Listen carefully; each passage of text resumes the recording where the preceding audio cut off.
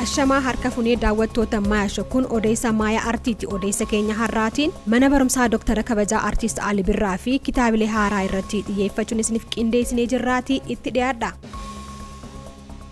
Yuunivarsiitiin Dirree Dhawaa maqaa Dooktara Kabajaa Artiist Ali Birraatiin mana barumsaa muuziqaa hundeessuuf haalduree xumuruusaa odeeffanne. Kaayyoon mana barumsaa kun hundaa'uuf kennata aartii Dirree Dhawaan qabdu fayyadamuu fi weellisaa hangafaa fi gameessaa Dooktara Kabajaa Artiist Ali Birraa yaadachuufi. Dabalataanis gaafa manni barumsaa kun hundeeffame hojii eegalu dameewwan muuziqaa adda addaa fi gosoota aartii naannoo san jiran irratti xiyyeeffachuun kan barsiifamu ta'uusaa odeeffanne. Yeroo ammaa kanattis galteewwan mana barumsaa kanaaf barbaachisu qopheessaa jiraachuu isaanii ibsanii akkuma ministeera barnootaa irraa heeyyamni argameen kallattiidhaan barumsa kan eegalamu ta'uusaa dhageenye.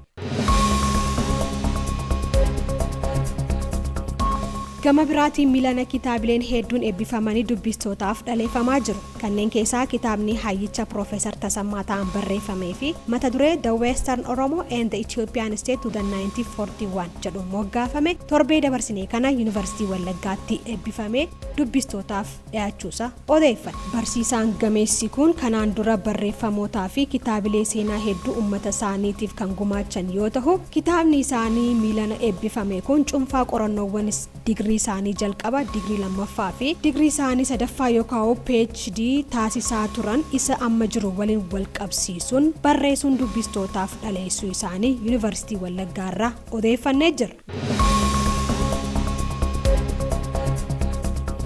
Bifuma wal fakkaatuun kitaabni siyaasaa fi aangoo irratti xiyyeeffatu torbee dabarsinee kana magaalaa Bishooftuutti eebbifamee jira. Kitaabni kun mata duree seerota 48 aangoo jedhuun kan moggaafame yoo ta'u, kitaaba afaan Ingiliziin barreeffamee fi dubbistoota hedduudhaan jaallatame The 48 Laws of Power jedhuu fi Roobert Greeniin barreeffame gara afaan Oromootti hiikamuun fuula 130 qindeeffame Taasisaa Nuguseetiin dubbistootaaf dhaleeffame jira.